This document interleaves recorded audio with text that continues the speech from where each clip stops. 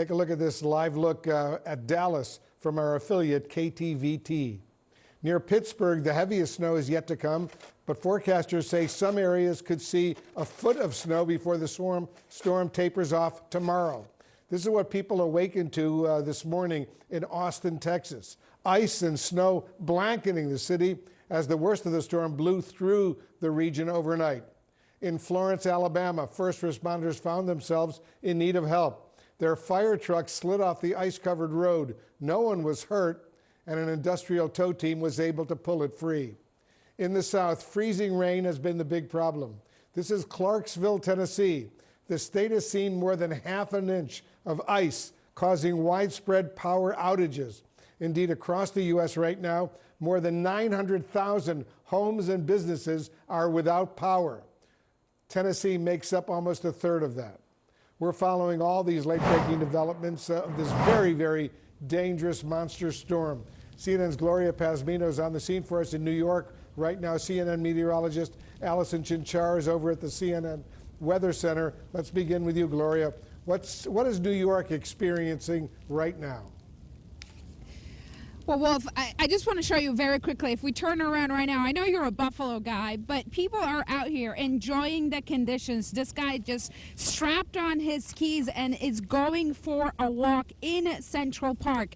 And as you can see, there's a lot of people here. Even though I just spoke to Mayor Zohran Mamdani a few hours ago, and he was telling me he really is asking New Yorkers to stay inside. The reason for that is so that sanitation workers can get to work clearing the roads, cleaning up the sidewalks. So far, so good, he told me. The city has significantly increased the number of workers. Take a listen. We had initially had 2,000 DSNY workers for every 12-hour shift. That's now gone up to 2,500 people per 12-hour shift. We're seeing a lot of their work in advance of the storm being critical in helping us meet this moment. We are frankly seeing too many New Yorkers still out on the roads. That's actually impeding the ability for sanitation to meet this moment. So the more people stay home, the more work our city workers can actually get done. Well, also important here in New York City, the mayor announced earlier today that tomorrow the city schools, the public schools will be closed. The buildings will be closed, but students will be doing remote learning. That's big news for families and parents who, of course, need the time to be able to plan starting into the work week tomorrow. I also spoke to a handful of New Yorkers this morning, Wolf. You know, not much keeps people inside their home, and there's a lot of people trying to take in the scenery, trying to take in the storm, taking pictures, including one man who told me this morning he ran 7 miles. Take a listen. Why not? I mean, this is beautiful. I feel like when it snows, everything kind of slows down. Everything's calm. The city gets quiet. Looks like manageable right now. Are you well prepared, fully stocked? Yeah, we are. We did the grocery shopping. We got the car all taken care of, put in the garage. It's crazy out here. Yeah. I'm sick of it. You're sick of it? Yeah. Too cold? Too cold.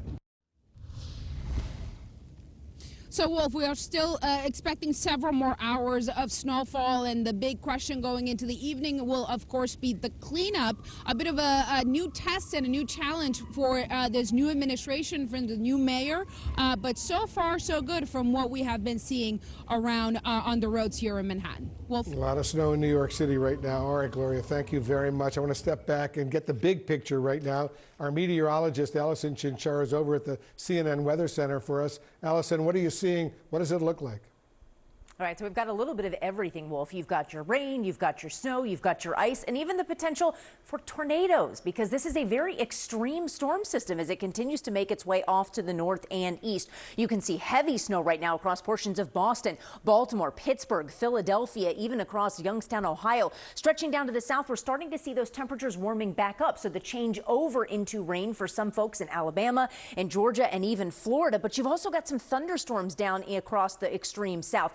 This is where we have the potential for tornadoes going through the rest of the afternoon and early evening. This tornado watch is in effect until 6 p.m. Central Time today, as we could expect some of those stronger thunderstorms along the southern fringe of that line. Farther north, though, those temperatures are much cooler. That's why you're getting more of the winter precipitation. You have several still that are kind of right there along that freezing mark, so it's a little bit of a mix. Sometimes snow, sometimes freezing rain or sleet. But farther north, where the temperatures are well below freezing, this is where we're getting the snow. And that dark purple color, that's where you're talking about the incredibly heavy bands of snow. Now, where we've had a lot of significant icing, this is where you're seeing some of those highest power outage numbers. But we do expect to see some additional colors popping on this map, especially farther east and farther north as the storm system continues to progress for the day today. Looking at some of these ice amounts, it's no wonder you have such high power outages. Look at this, Brentwood, Tennessee, that's a suburb of Nashville, 3/4 of an inch of ice. Several others, places like Louisiana, Tennessee, Kentucky, right around that half-inch mark. And some of those numbers are still going to go up because it's not done. These are the areas where we could still see up to an additional 1/4 of an inch of ice on top of what they've already had. Now, for the rest of the day today, the focus is really going to be the southeast, the mid-Atlantic, and the northeast before the system as a whole begins to finally wrap up by the time we get to Monday morning. That's a long time from now from my perspective here in Washington, D.C. All right, Allison Chinchar, thank you. And Gloria Pazbino, thanks to you as well. Bill Weir is with us in very snowy New York City. So, Bill, any signs that this is letting up? Not yet, Manu. I think we're going to be in for this inch an hour or so rate until prime time, and then it'll ease off. The forecast now for 8 inches. The greatest blizzard ever 10 years ago. The second greatest 10 years before that, but it looks like this one's going to break the streak of just epic 2-3 feet of snow on years that end in 6, but still enough to get the families out under the Manhattan Bridge. We don't get a lot of vertical drop in Brooklyn, so this is one of the key sledding hills here as well. You can't even see Manhattan across the East River in this whiteout condition here, but we've got thousands of snowplows on the streets of New York City, 700 salt spreaders, although at this temperature, salt doesn't work as well once it gets below 15 degrees or so. So they have to add brine to it a little bit, but the new mayor of New York City, Zohran Mamdani, promising that they are prepared. But the story around the rest of the country, this is so huge, it affects nearly 200 million people, and nearly 24 states have now declared a state of emergency. Let's go down to Kentucky, a place more familiar with roses and bluegrass than ice and blizzard conditions. Derek Van Dam, our meteorologist, is there. What's the latest, Derek? Yeah, they're also known for bourbon and horse races here where I'm at in Louisville, Kentucky, right? You're in a real-life snow globe, so am I. It's transitioned from that sleet and freezing rain to more of the lighter, fluffier snow. Just a kind of scene set here for you to give you an idea of where we are in Louisville downtown.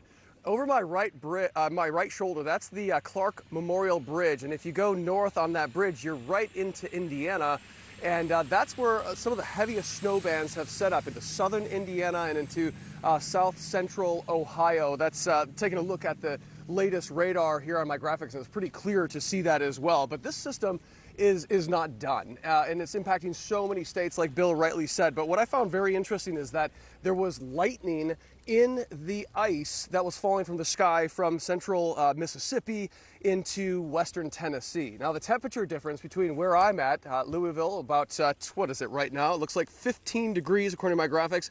Just to our south in Nashville, it's 31 degrees. And those temperature difference between 100 miles or so is all the difference between what type of precipitation we're getting, because Nashville, they got a half an inch of ice. Meanwhile, we have sleet. And that's kind of that granular type ice pellets that you see here. So this is going to reduce the overall snowfall totals here because there's a warm layer of temperature just above us here at the surface. But let's walk around because I want to show you the streets largely deserted. Heads up, Stu, there's a curb there, but you can see the snow has covered the roads. Difficult travel conditions. There's a stalled out vehicle in the background there as well. And really the concern here is that the temperatures are going to go through this rapid drop for about 50% of the United States. And one other thing to note about this is in the southern portion of this massive winter storm is the potential for severe weather today too. So if you're in the western panhandle of Florida, southern Alabama, into southwestern Georgia, you might even see an isolated tornado pickup. I saw from the Storm Prediction Center, there's a what's called a forecast discussion, area forecast discussion, highlighting that risk right now in the coming hours. So we're going to monitor that. But on the cold side where we are, we've got the dynamic storm system that's unfolding right before our eyes with a full-fledged ice storm possible and continuing across the mid-Atlantic and especially into the southern Appalachian, northeast Georgia. That area could get up to 3/4 to an inch of ice. That is debilitating, crippling ice that will bring down power lines and ground transport to a halt on the roadway. So lots of problems associated with this massive storm.